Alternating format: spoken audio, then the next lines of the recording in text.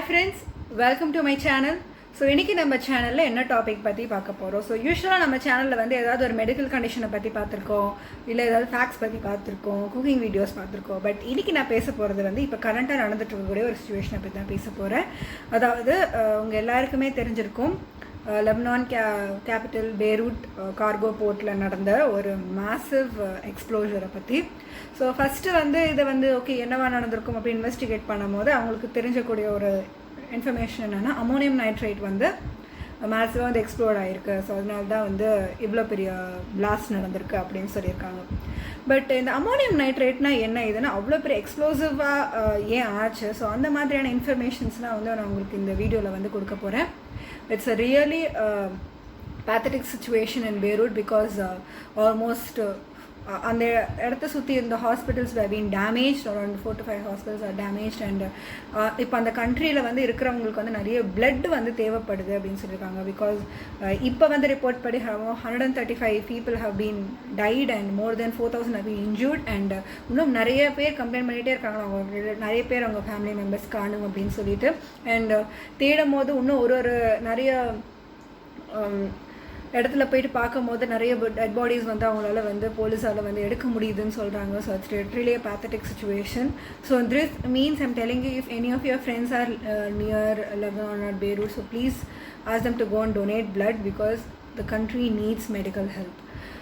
So இன்றைக்கி நான் என்ன டாபிக் பற்றி பேச போகிறேன் அப்படின்னு பார்த்தீங்கன்னா, அமோனியம் நைட்ரேட் அப்படிங்கிற ஒரு காம்போனன்ட் தான் வந்துட்டு இதுக்கு நான் ஒரு மெயினான ஒரு ரீசன் பிஹைண்டாக இருக்குது. ஸோ இந்த அமோனியம் நைட்ரேட்லாம் என்ன, அது எப்படி கிடைக்கிது, அண்ட் நம்ம டே டு டே லைஃப்பில் வந்து அமோனியம் நைட்ரேட்டை வந்து நம்ம அது கூட வாழ்ந்துட்டு தான் இருக்கோம். ஸோ அதெல்லாம் என்னென்ன, ஸோ இந்த இன்சிடென்ட் வந்து எப்படியெல்லாம் நடந்திருக்கலாம், ஸோ இதுக்கு அந்த மாதிரி எனக்கு தெரிஞ்ச அளவுக்கான இன்ஃபர்மேஷன்ஸ் வந்து உங்கள்கிட்ட நான் ஷேர் பண்ணிக்க போகிறேன். ஸோ அந்த வீடியோவை ஸ்கிப் பண்ணாமல் கடைசி வரைக்கும் பாருங்கள். ஸோ இந்த அமோனியம் நைட்ரேட்னா என்ன, so what actually is it. So அது நேச்சுரலாக நமக்கு அவைலபிளாக இருக்கா அப்படின்னு பார்த்தீங்கன்னா கிடையாது. We have to process it. அதாவது ammonia plus nitric acid, so இது ரெண்டுமே ஒரு கெமிக்கல் ரியாக்ஷன் ஆகி தான் வந்துட்டு அமோனியம் நைட்ரேட் சால்ட்ஸாக வந்து நமக்கு கிடைக்குது. It is basically acid based reaction, ஓகேங்களா. ஸோ காமனாக வந்து அமோனியம் நைட்ரேட் வந்து எதுக்கு இதை ப்ரொடியூஸ் பண்ணுறாங்க அப்படின்னு பார்த்தீங்கன்னா ஃபார் 2 reasons. ஃபர்ஸ்ட் ரீசன் வந்து for fertilisers. Almost 37 million tons வந்துட்டு இயர்லி வந்துட்டு அமோனியம் நைட்ரேட் வந்துட்டு ப்ரொடியூஸ் பண்ணிட்டு தான் இருக்காங்க குளோபலி. இட்ஸ் பிகாஸ் வேர்ல்டு வைடாக ஃபர்டிலைசர்ஸாக வந்து அமோனியம் நைட்ரேட் வந்து யூஸ் பண்ணிகிட்ருக்காங்க in some particular concentration. Because plants need nitrogen வந்து கான்ஸ்டண்ட்டாக சப்ளை வரணும், அப்போ தான் வந்து அவங்களால வந்து நல்லா வளர முடியும். ஸோ அதை என்பிகேன்னு சொல்லுவாங்களா, so nitrogen phosphorus potassium. So அதில் வந்துட்டு முக்கியமாக யூஸ் பண்ணக்கூடியது வந்து அமோனியம் நைட்ரேட் தான். யூரியாவை விட அமோனியம் நைட்ரேட் வந்துட்டு கொஞ்சம் லாங் ஸ்டாண்டிங்காக வந்து நைட்ரஜன் வந்துட்டு பிளான்ஸ்க்கு வந்து ப்ரொடியூஸ் பண்ணும். ஸோ ஈஸியாக வந்து அட்மாஸ்பியர் நைட்ரஜன் கலந்துராமல் பிளான்ஸ்க்கு வந்து ஒரு கான்ஸ்டன்ட் சப்ளைவாக இருக்கிறதுனால தான் வந்து யூரியாவை விட அமோனியம் நைட்ரேட் வந்துட்டு ஃபர்டிலைசர்ஸாக வந்து ப்ரிஃபர் பண்ணுறாங்க. அண்ட் அதனுடைய ஒரு கான்சன்ட்ரேஷன் பார்த்தீங்கன்னா இட்ஸ் ஆல்மோஸ்ட் 78% வந்துட்டு இதில் அமோனியம் நைட்ரேட் வந்துட்டு அந்த ஃபர்டிலைசராக யூஸ் பண்ணுறாங்க. அண்ட் செகண்ட் காமனாக யூஸ் பண்ணக்கூடிய விஷயம் வந்துட்டு யூஸ்ட் அஸ் அ எக்ஸ்ப்ளோசிவ்ஸ் பண்ணுறதுக்கு வந்து அமோனியம் நைட்ரேட் வந்து யூஸ் பண்ணுறாங்க. அதாவது 94% வந்துட்டு அமோனியம் நைட்ரைட்டும் ஒரு 6% வந்துட்டு அதோடு சேர்த்து ஒரு ஃபியூவல் ஆட் பண்ணுவாங்க. ஸோ அதுதான் வந்து ANFO அப்படின்னு சொல்லுவாங்க. ஸோ இந்த மாதிரியான ஒரு எக்ஸ்ப்ளோசிவ்ஸ் பண்ணுறதுக்கும் வந்து வேர்ல்டு வைட் வந்து அமோனியம் நைட்ரேட் வந்து யூஸ் பண்ணிட்டு தான் இருக்காங்க. ஸோ இப்போ நான் இது சொல்லும் போது ஓகே அப்போ அமோனியம் நைட்ரேட் வந்துட்டு it's a very big explosive so அப்படின்னு நினச்சிங்கன்னா no, the purest form of ammonium nitrate is they will not explode. So அவங்களுக்கு வந்து எந்த ஒரு it's very we can safely handle them. But where comes the real problem? So as I said, ammonium நைட்ரேட்டாகவே வந்து தானாகவே வந்து தனியாக explode ஆகாது. பட் ஸோ யார் வந்து அதை பேர்ன் பண்ண வைக்கிறாங்க அப்படின்னு பார்த்தீங்கன்னா they act as a rich source of oxygen supply. அதாவது ஒரு பர்டிகுலர் இடத்துல they release more of oxygen. So நிறைய ஆக்சிஜன் ரிலீஸ் ஆகும்போது அந்த இடத்துல ஈஸியாக வந்து ஃபயர் வந்து கேட்ச் பண்ணிக்கலாம். வென் பக்கத்தில் ஏதாவது ஒரு ஃபயரோ இல்லை ஏதோ ஒரு இந்த மாதிரி தீ பிடிக்கிற மாதிரி ஏதாவது ஒரு பர்னிங் ஆப்ஜெக்ட் இருந்துச்சுன்னா ஈஸியாக வந்து அந்த இடமே வந்து அமோனியம் நைட்ரேட் மூலயமா எக்ஸ்ப்ளோர் ஆகிறதுக்கு நிறையவே வாய்ப்புகள் இருக்குது. ஸோ இங்கே என்ன நடந்திருக்கு அப்படின்னு பார்த்தீங்கன்னா டீகம்போசிஷன் அப்படின்னு சொல்லுவாங்க. அதாவது பெய்ரூட்டில் வந்து ஆல்மோஸ்ட் 6 இயர்ஸாக வந்து அதை வந்து ஸ்டோர் பண்ணி வச்சுருக்காங்க போல இருக்குது. ஒரு நியூஸ் படி என்ன ஆகும்னா அந்த அமோனியம் நைட்ரேட் வந்து இனிஷியலாக it be in form as pellets, அதாவது சின்ன சின்ன பால்ஸ் மாதிரி தான் இருக்கும். அதை வந்து ஸ்டோரேஜில் தாங்க இருக்குது. ஸோ இட் ஷுட் பி ஏர் டைட்டாக வந்து ஸ்டோர் பண்ணி வைக்கணும். ஸோ ரொம்ப நாள் ஆக ஆக மாய்ஸ்சர் கூட வந்து இந்த அமோனியம் நைட்ரேட் வந்து இவ்வளவு டன்ஸ் கணக்கில் ஆல்மோஸ்ட் 2750 டன்ஸ் வந்து இருக்கிறதா சொல்லியிருக்காங்க. ஸோ இந்த இவ்வளோ லார்ஜ் குவான்டிட்டி வந்து இந்த மாதிரி ஸ்டோர் பண்ணி வைக்கும் போது மாய்ஸ்சர் கூட வந்து அவங்க ரியாக்ட் ஆகிட்டு they will become very hard. So பக்கத்தில் வந்து நார்மல் ஃபயரோ இல்லை எது, ஸோ ரிச் ஆக்சிஜன் சோர்ஸ் வந்து நிறைய இருக்கிறதுனால ரொம்ப இன்டென்ஸாக நடந்திருக்கும். ஸோ அந்த மாதிரி தான் வந்து இந்த கேஸை நடந்திருக்கிறதுக்கு வாய்ப்பு இருக்குது. பிகாஸ் எக்ஸ்ப்ளோசிவ்ஸ் தயாரிக்கிறாங்கன்னா they would have added some ammonium nitrate with I said 6% of fuel ஓட ஆட் பண்ணி வச்சிருப்பாங்க. பட் இங்கே இருந்தது வந்து ஒரு storage of complete ammonium nitrate for a very long period of time. So அவங்க வந்து அதே அவங்க ஸ்டோர் பண்ணி வச்ச மாதிரி இருந்திருக்க மாட்டாங்க. they will become very hard with the surrounding moisture absorb பண்ணிட்டு. ஸோ இந்த ஹார்ட் ஆகிற டைமில் என்ன ஆகும்னு பார்த்தீங்கன்னா they start decomposing, அதாவது அவங்களுடைய ப்ராடக்ட்ஸ்லாம் வந்துட்டு லூஸ் பண்ண ஆரம்பிச்சிருவாங்க. ஸோ லூஸ் பண்ணும்போது அது வந்து ஆல்மோஸ்ட் ஒரு 230 டிகிரி செல்சியஸில் தான் வந்துட்டு இந்த மாதிரி டீகம்போசிஷன் ஆரம்பிக்கும். And explode when it's going to reach around 260 to 300 degree Celsius reach பண்ணும்போதுட்டு இது வந்து எக்ஸ்ப்ளோஸ் ஆகும் அப்படின்னு சொல்லியிருக்காங்க. ஸோ அந்த பர்டிகுலர் இடத்துல வந்து அங்கே டெம்பரேச்சர் ஏதாவது வேரியேஷன் இருந்ததா, ஸோ அதனால தான் வந்து இந்த மாதிரி ஏதாவது திடீர்னு டீகம்போஸ் ஆச்சா. Because 6 years of period of time எந்த ஒரு ப்ராப்ளமே இல்லை, இப்படி அன்சேஃபாக வச்சுருந்த போது கூட எந்த ஒரு ப்ராப்ளமே இல்லைன்னு சொல்கிறாங்க. இப்போ சடனாக அங்கே ஏதாவது டெம்பரேச்சர் வேரியேஷன் இருந்ததுனால இந்த மாதிரி அமோனியம் நைட்ரேட்லேருந்து டீகம்போஸ் ஆகி வந்துச்சா அப்படின்னும் நமக்கு சரியாக இது வரைக்கும் தெரியலை. ஸோ அதுவும் என்னுடைய முக்கியமான ஒரு டவுட்டாக தான் இருக்குது. ஸோ இந்த டீகம்போஸ் ஆகும்போது என்ன ஆகுது, மெயின் ப்ராப்ளம் என்னென்னு பார்த்தீங்கன்னா they start giving up it's components. என்னென்ன காம்பனன்ட்ஸ்ன்னு நான் சொல்கிறேன். Nitrogen di oxide, water vapours, oxygen, அதோட சேர்ந்து நிறைய கேஸஸ் வந்து அந்த அமோனியம் நைட்ரேட்லேருந்து வெளியில் வந்துகிட்டே இருக்குது. ஸோ தீஸ் ஆல் இந்த கேஸோ நான் சொன்ன மாதிரி ஆக்சிஜன் ரிச் வந்து இந்த இடத்துல வந்து நல்லா வந்து வெளில வர்றதுனால ஈஸியாக வந்து பக்கத்தில் இப்போ ஒரு சின்ன ஃபயர் இருந்தால் கூட ஈஸியாக அந்த மொத்த இடமே வந்து பிளாஸ்ட் ஆகியிருக்கும். ஸோ அதுதான் வந்து நடந்திருக்கலாம். பட் அந்த டீகம்போசிஷன் எப்படி நடந்தது அப்படிங்கிறது தான் என்னோட முக்கியமான ஒரு கொஸ்டினாக இருந்திருக்கு. பிகாஸ் இவ்வளோ நாளாக இந்த டெம்பரேச்சர் ப்ராப்ளமே இல்லாமல் இவ்வளோ சேஃபாக இருந்தது, திடீர்னு ஏன் இந்த மாதிரி நடந்தது அப்படிங்கிறது என்னோட ஒரு பெரிய டவுட்டு. ஸோ இந்த மாதிரி டீகம்போஸ் ஆகி வந்த கேஸஸில் வந்துட்டு ammonia, nitrogen dioxide, nitrous oxide usually call as லாஃபிங் கேஸ். ஸோ இது எல்லாமே வந்து அந்த இடத்துல ஹெவியாக வரும்போது we can see some reactions, அதாவது ஃபியூம்ஸே வந்து ஆல்மோஸ்ட் ஒரு ஆரஞ்சு ரெட் கலர் ஃபியூம்ஸாக தான் வரும். And those fumes are really toxic. Because nitrous oxide அப்படிங்கிறது வந்துட்டு அது மோஸ்ட்டாக ஒரு அனாஸ்தட்டிக் கேஸாக தான் வந்துட்டு ஹாஸ்பிட்டல்ஸில் வந்து யூஸ் பண்ணிக்கிட்டு இருந்தாங்க. ஸோ அவ்வளவு கேஸஸ் வந்து அதோட சேர்ந்து அமோனியாவோட ஸ்மெல்ஸ் நமக்கே தெரியும், இட் லிட்ரலி ஸ்டிங்ஸ்.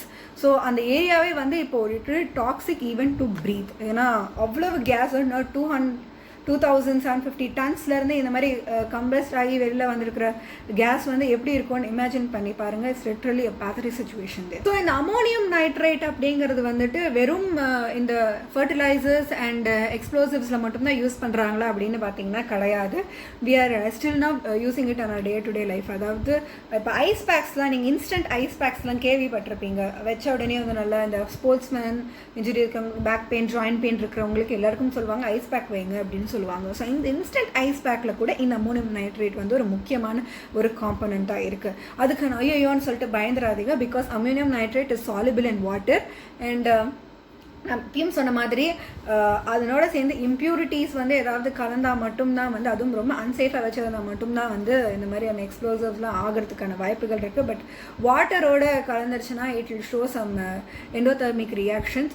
ஸோ நீங்கள் ஐஸ் பேக்லேயே பார்த்தீங்கன்னா வந்துட்டு 2 போர்ஷனாக இருக்கும். அதாவது இன்னர் பேக்கில் தான் வந்துட்டு அமோனியம் நைட்ரேட்டில் இருக்கலாம், அண்ட் அதோட சேர்ந்து கால்சியம் அமோனியம் நைட்ரேட்டாக இருக்கலாம், இல்லை யூரியா. ஸோ இந்த மாதிரியெல்லாம் வச்சுருப்பாங்க. அண்ட் அவுட்டர் பேக்கில் வந்துட்டு வாட்டர் இருக்கும். So when we are going to crush and squeeze and use them, so water வந்து அமோனியம் நைட்ரேட்டோட வந்து கலந்துரும். So it is completely safe.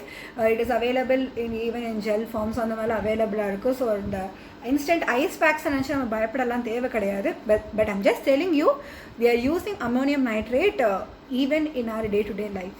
இது மாதிரி வேற ஏதாவது இன்சிடென்ட்ஸ் வந்து நடந்திருக்கா? ஸோ இதான் first time ammonium nitrate explosives நடக்குதா அப்படின்னு பார்த்தீங்கன்னா கிடையாது. இட் ஹஸ் ஹேப்பன்ட் இன் 1921 வந்துட்டு almost 4,500 tons of ammonium nitrate have been exploded in Germany, and almost 500 people have been killed there.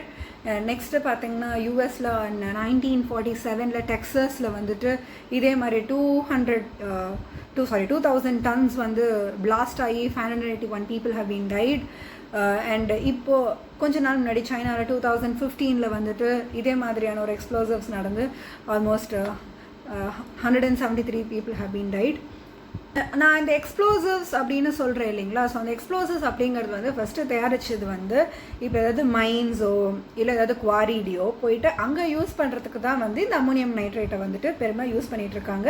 And அதுவும் இல்லாமல் இதை வந்து சில டெரரிஸ்ட் அட்டாக்ஸ் கூட வந்து இந்த அம்மோனியம் நைட்ரேட் வச்சு வந்து சில எக்ஸ்ப்ளோசிவ்ஸ் வந்து தயாரிக்கிறதா வந்து சொல்கிறாங்க. பிகாஸ் அம்மோனியம் நைட்ரேட்டுங்கிறது வந்து ரொம்ப வந்து காஸ்ட்லியான ஒரு நியூக்ளியர் வெப்பன் அப்படிலாம் கிடையவே கிடையாது. It's very very cheap to buy, and I have even seen some videos in internet showing how to make ammonium nitrate in home and all.